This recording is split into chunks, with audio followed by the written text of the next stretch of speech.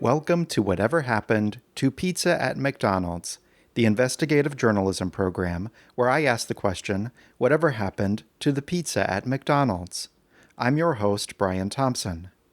Last week, I began my activism campaign to build a life-sized bronze statue of Mr. Willard Scott, the first Ronald McDonald's, in his hometown of Alexandria, Virginia.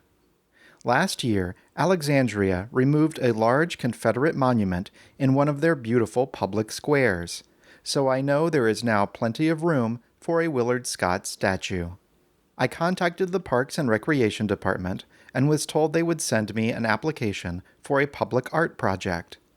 I have yet to receive such an application, but I assume the Parks and Recreation Department of the city of Alexandria, Virginia, must have its metaphorical hands figuratively full, since autumn is fast approaching and the town's substantial squirrel population must be stopped from destroying the landscaping in public parks by burying their nuts.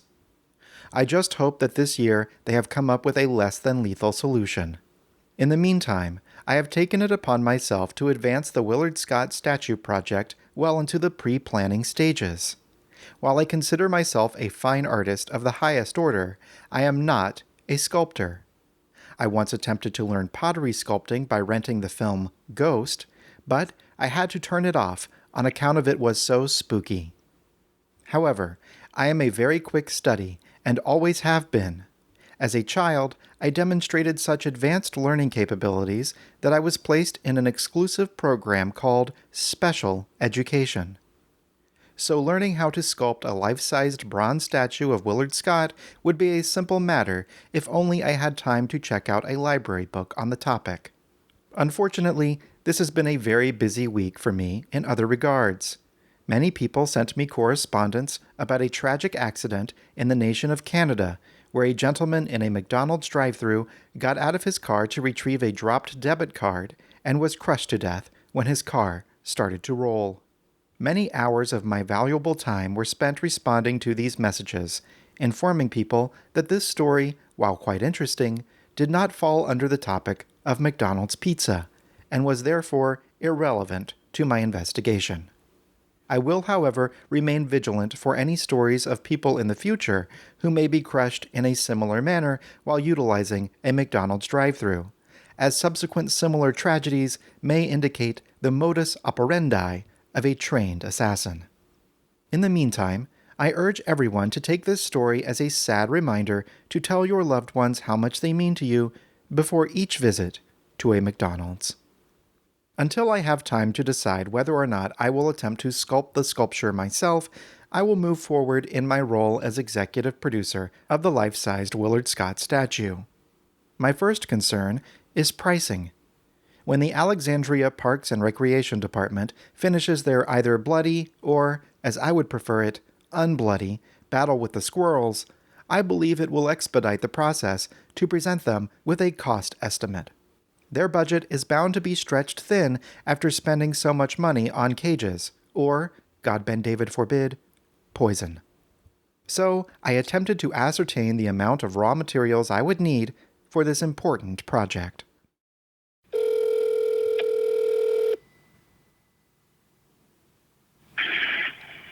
Bronze and copper. Hello, you guys sell bronze, is that correct? Yes, sir. Oh, hello. My name is Brian Thompson. I'm in the process of building, or at least facilitating the building, of a life-size bronze statue of Willard Scott. Do you know who Willard Scott is? No, and this is architectural, right? No, this is not architectural. This is for, I guess you would call it public art. This is a life-size statue of Willard Scott. We work with industrial copper, so it's we won't know a lot of art or architectural bronze. What is the difference between architectural bronze and the bronze used to build a life-size statue of, say, a Willard Scott? I would say the application. My guess is that the bronze that they use with art or installations it's not as doesn't have as much components as the industrial bronze. I Because see. this is for like industrial applications like impact, corrosion, some of that. Well, I certainly wouldn't want it to corrode. Do you know where I might purchase some bronze suitable for the creation of a life-size statue of Willard Scott? There's this company. Where are you at? Where are you located? I'm in Los Angeles. There's this company in Ontario. It's called Montclair Bronze.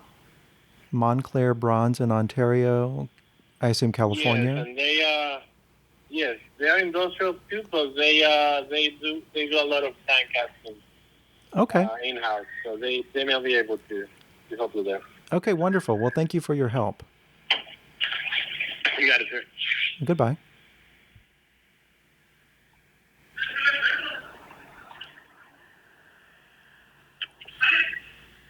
Okay. Goodbye.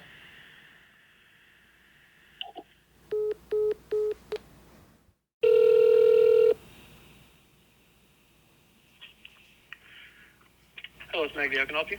Hello, my name is Brian Thompson. I was referred to you because I was told that you sell bronze suitable for public art applications, such as the building of life-size statues. Is that correct? Yes.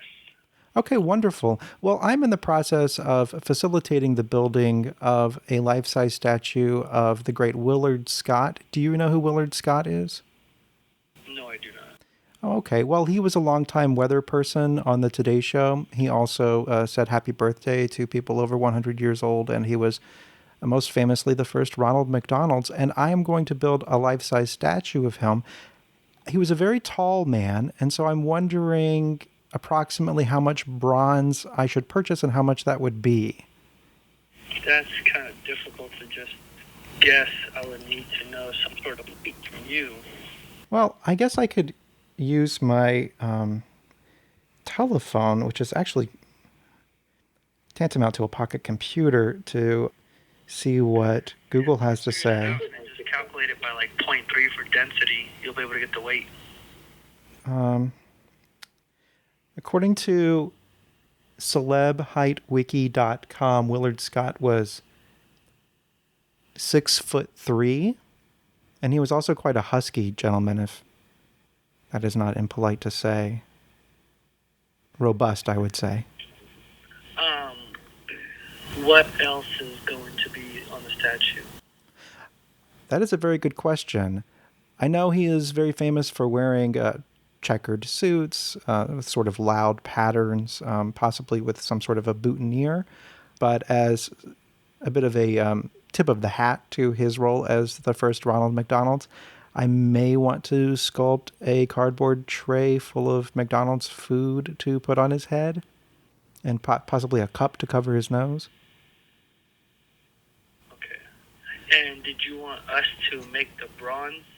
I was just wondering how much bronze I should purchase and how much it would cost. I have not decided whether I will attempt to sculpt the statue myself or hire an expert in the field of sculpting yet, but I was just trying to get a metaphorical ballpark estimate for how much it would be. Yeah, that's kind of rough for me. That's kind of tough for me to guess a ballpark figure based on just words you were telling me. I need to see a picture of exactly what you're trying to do. I see. Like it's a base or clothing articles, a hat, all that. Everything's going to come into play. But I would say just roughly about 1,500 pounds. 1,500 pounds. And how much would that be? And right now it depends on the alloy that you're buying, but bronze is anywhere between $3.50 and $6 a pound. $3.50, $6 times several thousand. Okay, and so that is purchasing direct from you, the supplier. I also had another possibility in mind. I sometimes go to estate sales to save money on mugs, and I've noticed at several estate sales they have bronzed baby shoes from the deceased person's, I assume, children who are either out of their lives or out of life themselves, aka dead. I was wondering if perhaps I could purchase several of those and extract the bronze from the shoes? Is that something you could do? Assuming that would be cheaper. That is a possibility, but we would also have to see if it's been coated or anything. If it's just raw bronze, then yeah, it can be melted down and reused. But if there's any excess or extra process that was done to it, then that's a little bit longer. I understand. Clean it. And would the shoes themselves survive the process? I was just wondering if perhaps I could resell those to recoup some of the costs. No, I don't think there is a shoe underneath. I think it's just... Oh, so these are pairs of baby shoes, never actually worn.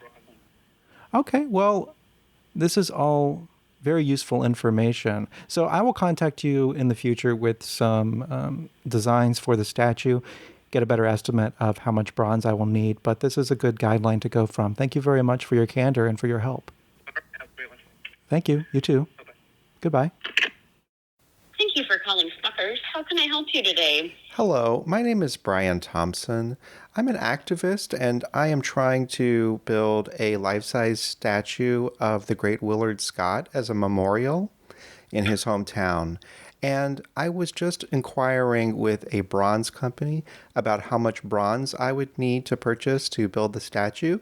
And I know that the Smuckers Corporation had a relationship with Mr. Scott while he was alive. So I was wondering if they would be willing to foot the bill. Okay. So I'm just on the consumer end of things. So, regarding donations and such, you can always visit our corporate website. Mm-hmm. And I can give you that website. So it's just going to be jmsmucker.com. J.M. Smucker. Is that named after the founder of the company Smuckers? Yes. Oh, okay. That's very interesting. J.M. Do you know what that stands for? It's Jerome Monroe Smucker. Oh, very interesting. But if I typed in jeromesmucker.com, would that bring me to the same place? No, it wouldn't. It's jmsmucker.com. Oh, okay. jmsmucker.com. Oh, very interesting. Well, you mentioned the word donation. This doesn't necessarily have to be a donation situation. I could sculpt into Mr. Scott's hand a jar of Smuckers, and it could be a promotional consideration. Is that possible, or would that take me to a different... Should I ask a different department about that? Okay, so I can transfer you on over to the corporate switchboard. I would press 8 because that's going to give you the directory of departments, and that might give you the right person to speak with. I'm just on the consumer end of things. I apologize. Oh, I understand, and I accept your apology. Thank you. That would be wonderful if you could transfer me. Sure, one moment.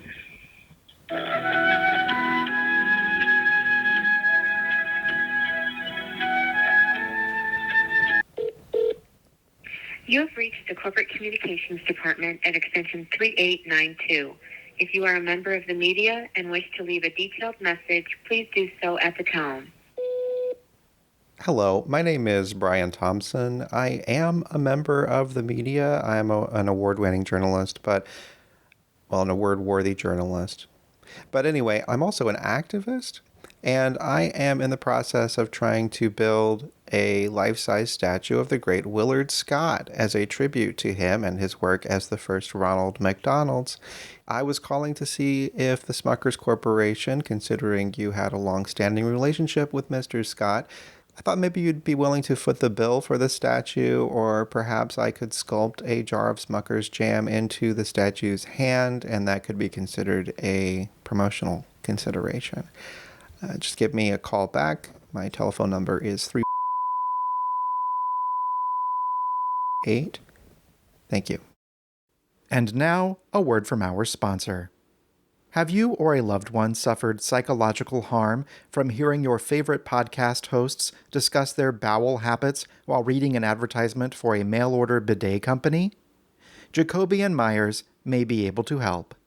The veteran class action attorneys at Jacoby and Myers have retrieved millions of dollars in compensation on behalf of injured consumers just like yourself. If you have been forced to picture your favorite podcast hosts in the midst of unspeakable and disgusting acts, simply so these hosts can earn an advertising fee from a mail-order bidet company, you do not have to suffer any longer. Jacoby and Myers. They will not discuss what they do in the bathroom. Thank you for listening to Whatever Happened to Pizza at McDonald's.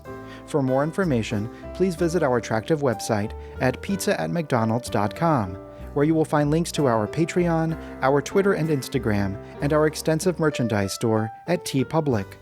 Visit pizzaatmcdonaldsradio.com for a 24/7 stream of classic episodes, plus the exclusive live broadcast of the full hour-long Whatever Happened to Pizza at McDonald's radio program every Thursday night at 12 a.m. Eastern Standard Time. Finally, you may purchase my best-selling book, How to Be an Investigative Journalist, at howtobeaninvestigativejournalist.com, or wherever books are sold. Do you know what happened to Pizza at McDonald's? Do you remember it? Please send all correspondence to pizzaatmcdonalds@gmail.com. And thank you to my invaluable Patreon producers. I'm Brian Thompson, investigative journalist.